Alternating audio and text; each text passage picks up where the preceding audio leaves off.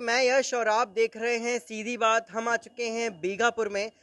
चुनाव बहुत नजदीक है, लोकसभा चुनाव में जुड़े हैं हम कुछ लोगों से। आइए कुछ लोगों से बात करते हैं, चर्चा करते हैं, जानते हैं कि क्या रुख चल रहा है इस बार क्षेत्र में। नमस्कार अंकल, क्या नाम है आपका? सुभाष बागटी।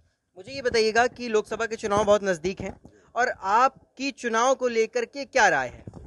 हमारी चुनाव को लेकर के राय यह है कि जी वर्तमान जो हमारे प्रतिनिधि हैं, अब चूंकि क्षेत्र तो बड़ा है, हम ये नहीं कह सकते हैं, आरोप नहीं लगा सकते हैं कि वो हर किसी शख्स से मुलाकात कर सकें, लेकिन उन्होंने मेरा मानना है कि उन्होंने विकास के नाम पर कुछ नहीं किया। जी नहीं। देखिए, मैं जैसा जान पा रहा हूँ कि पिछले 10 वर्षों से वो सांसद है, 2 बार वो विजयी हो चुके हैं और 6 की 6 विधानसभा भी उन्हीं के ही विधायक है।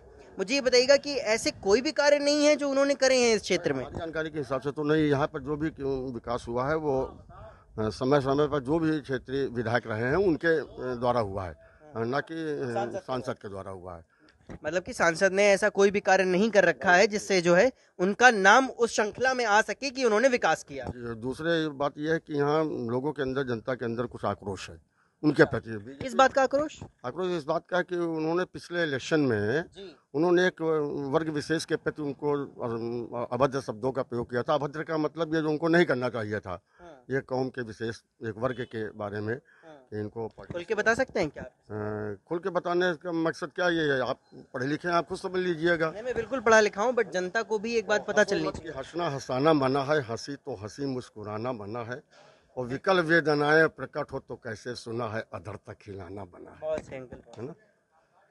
आप क्या इससे भी ज्यादा स्पष्ट हम तो सुनना चाहते हैं? समझ गया इस बात। तो फिर आप समझ लीजिएगा, आगे आने वाला जो इलेक्शन होगा, मेरा मानना है, मेरे हिसाब से वो सांसद जी के जो वर्तमान सांसद है, मतलब आप कहना चाह रहे हैं कि जो भी उनका साम्राज्य किला है वो ढहता हुआ नजर आ रहा है। उन्नाव की जनता बदलाव चाह रही है, कुछ अलग अलग तरीकों से बदलाव चाह रही है। जी बिल्कुल चाह रही है। और हम प्रतिनिधि के रूप में हमें बीजेपी से कोई गुर्ज नहीं है, बीजेपी से कोई शिकायत नहीं है पार्टी से, लेकिन प्रतिनिधि से जरूर यहाँ के लोगों की है।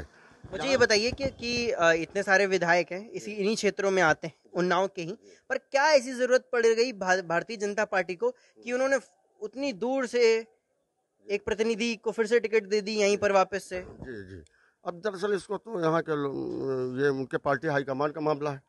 ये भारतीय जनता पार्टी। आपको ये किस उससे लगता है कि जो इस क्षेत्र का नहीं है, क्या वो इस क्षेत्र में विकास कर भी सकता है? इसमें अगर जनप्रतिनिधि के हिसाब से देखा जाए और राजनीति के दृष्टिकोण से देखा जाए, कैंडिडेट के अच्छे कैंडिडेट के साथ देखा जाए, तो मेरा मानना है कि जो यहाँ के लोगों के दुख दर्द में हमेशा सहभागी। कौन है दुख दर्द में, कौन सहभागी? अच्छा। मैं स्पष्ट रूप से कहना चाहता हूँ, मुझे इस बारे में कोई वो हेजिटेशन नहीं, ये आप बिल्कुल स्वतंत्र हैं इन सब चीजों। स्वतंत्र हूँ मैं। वो यहाँ पर लोगों के लोगों की समस्याओं के प्रति जागरूक रहती हैं, मदद करती हैं, चाहे वो बाढ़ग्रस्त लोगों के, चाहे निकांड में हो, चाहे किसी के शादी विवाह में हो, चाहे निराश्रित लोग हो, जो भी उनके व्यक्ति उनके दरवाजे गया है वो उनकी उन्होंने मदद की है।